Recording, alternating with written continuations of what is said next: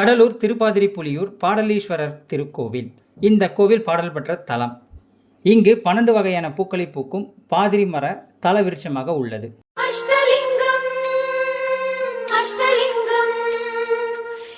சைவ பெரியவர்கள் 4வரில் ஒருவரான அப்பர் என்று அழைக்கப்படும் திருநாவுக்கரசர் பண்ருட்டி அருகே திருவாமூரில் பிறந்தவர்.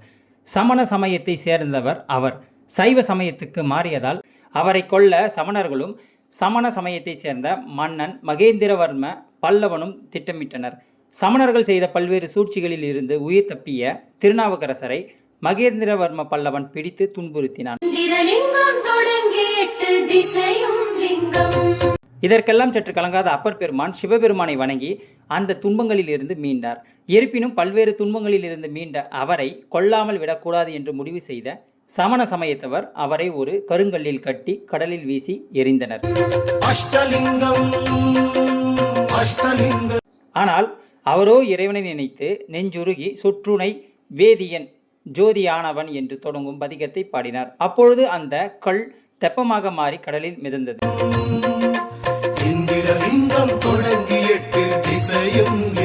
பின்னர் அவர் கெடிலம் நதி வழியாக கரையேறி திருப்பாதிரிப்புலியூரில் எழுந்தருளியிருக்கும் பெரியநாயகி சமேத பாடலீஸ்வரரை தரிசித்தார் என்று வரலாறு கூறுகிறது.